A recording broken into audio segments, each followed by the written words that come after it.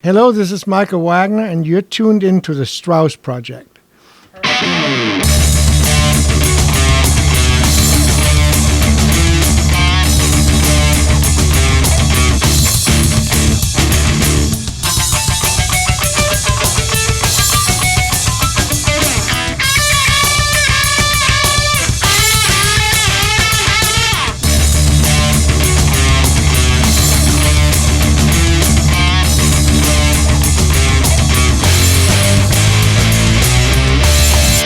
Straus Project rolls on. We are outside of Nashville at Michael Wagener's WireWorld Studios. Come on in.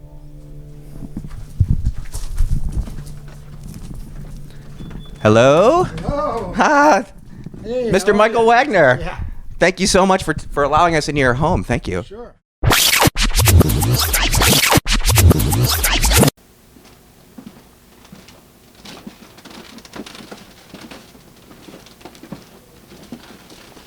Here Wow. we are. WireWorld Studio.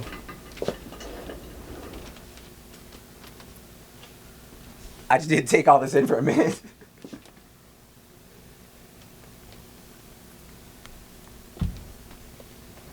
Wow. What percentage of your life do you think you've spent in a studio? 90. I'm not kidding. 90% of your life you think you've spent in a studio? Well, after I started with this, I've been doing this for 45 years. And I had periods like of 5 years in the 80s where I didn't have a day off for 5 years. I mean, Christmas, 12, 15 hours every day. So, yeah, 90% of my life I've been in the studio and loving it. In essence, I haven't worked a day in my life. I like that. Yeah. So how do you protect, I mean, your ears are like gold, right? Yeah. You have to really be protective of your hearing. How do you take precautions on that? Well, if I go out, I wear earplugs, really good earplugs that keep everything out. And I listen kind of low. I don't listen loud, you know. And if I go to concerts, the audience is the worst thing.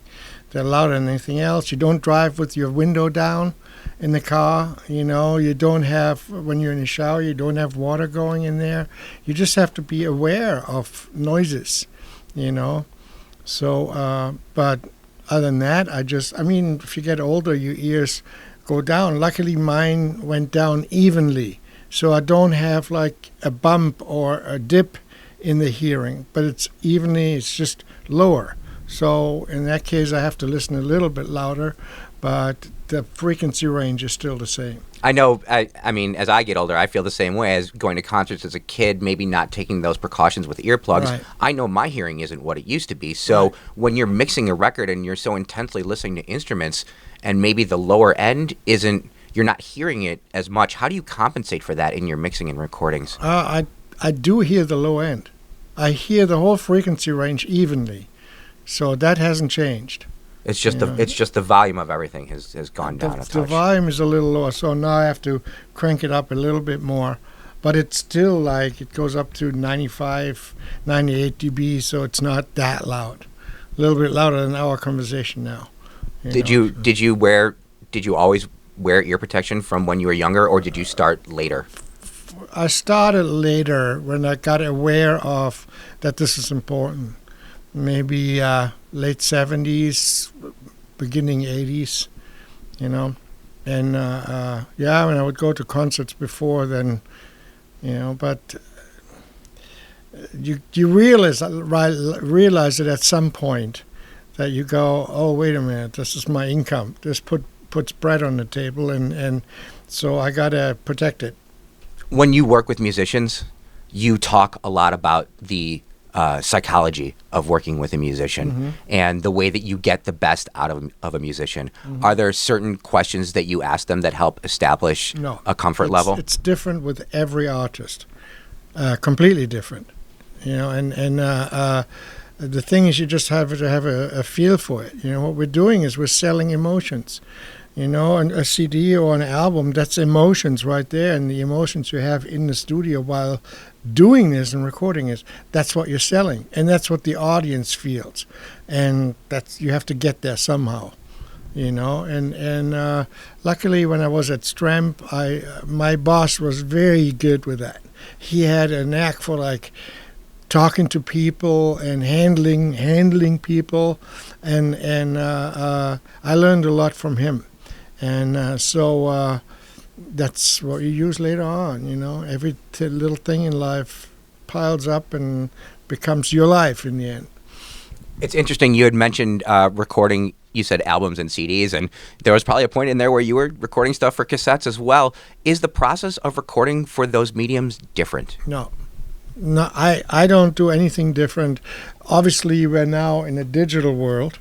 Before we were using tape, and I never liked tape. I think I'm probably one of 3 people that hates tape, and so digital to me was very welcome. But the actual process, no. It's still the same artist. It still needs the same treatment, and you got to get the same results from him than you did as if you would record on the wire, And then with the advent of everything digital and the MP3, how do you feel about that as a final product? I don't like it because it's the quality is not as good as a good album or even a CD, and I mean even a CD is already down from what we do here in the studio, and so. But that's unfortunately the quality standard the kids have nowadays. So they don't care if there's anything better. The MP3 is what they're hearing as it being, their level of quality. And so, if you're not used to something good, then you're not missing it. The business model has changed. The way that people go about making records. And making records?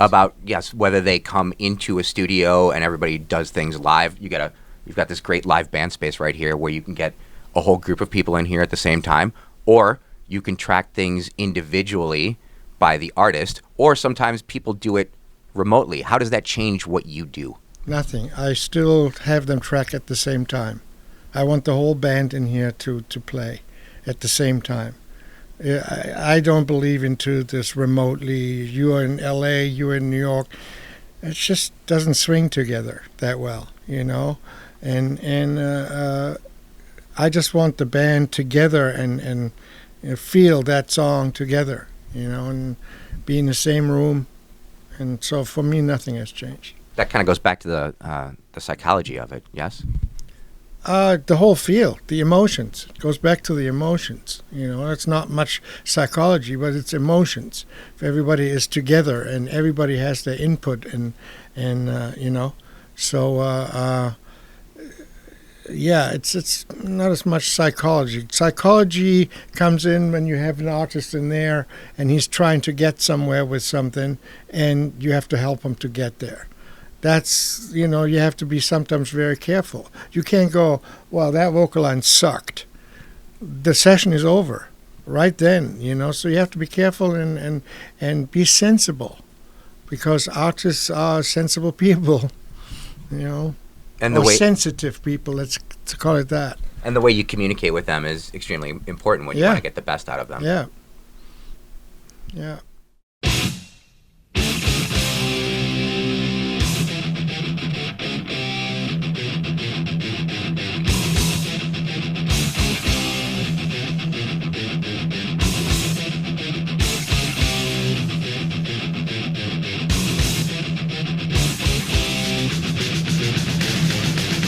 I would love to open this up with you and get some thoughts on what you remember about the time. I know that you haven't actually gone through this yet, so anything that comes to mind when you see this, I'd love your reaction. Mm-hmm. Okay, let's do it.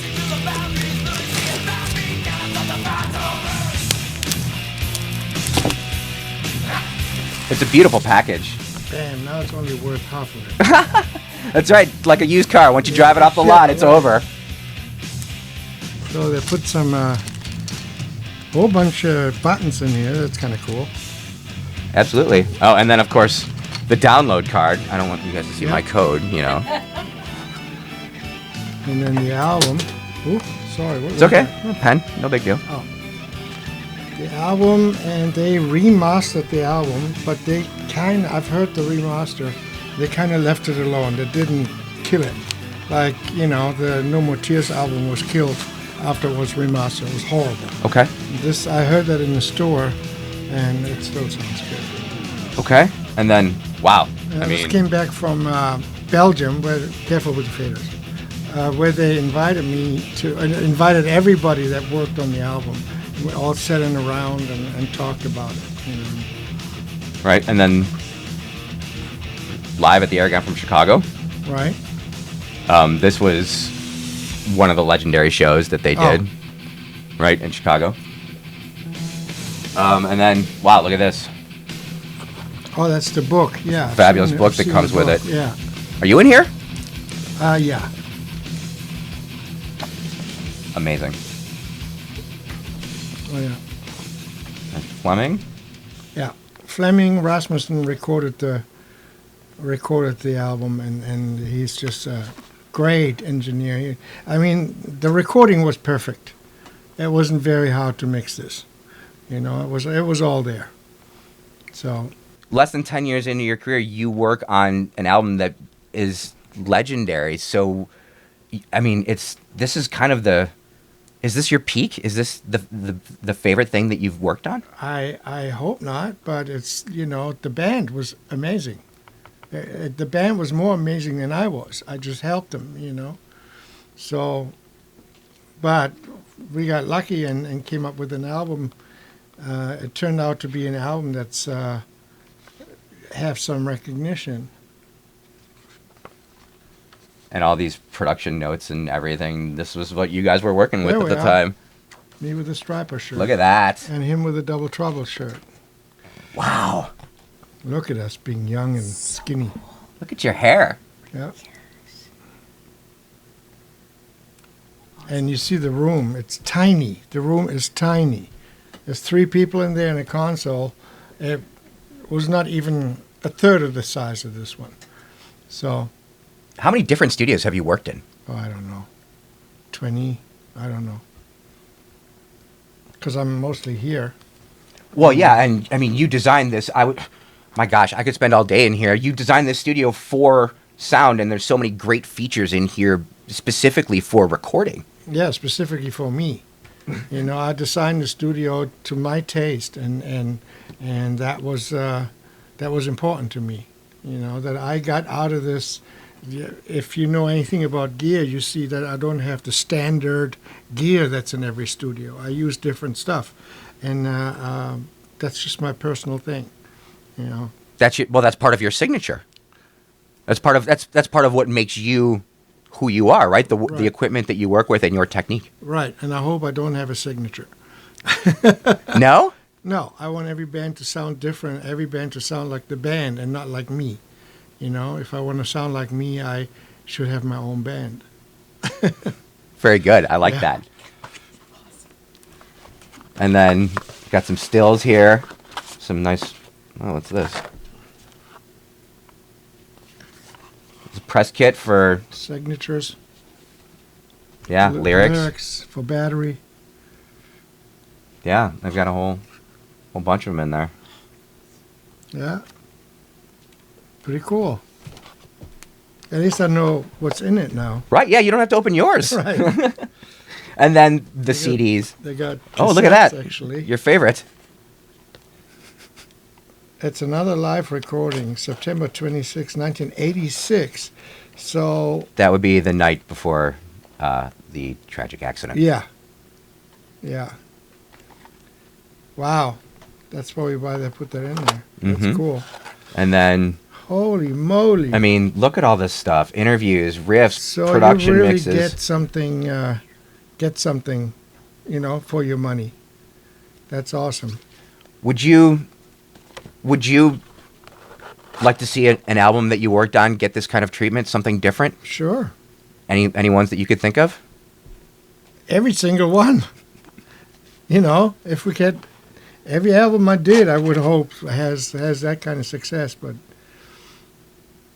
it's the band, I'll tell you. Metallica is just a special bunch of people, and they have a certain mindset, and they know exactly what they wanted to do, and I just helped them to do what they wanted to do and had a little bit of my influence in it, So with the band, when you produce, they're on a rail, and if they come off the rail, you just push them back on. That's what a producer does.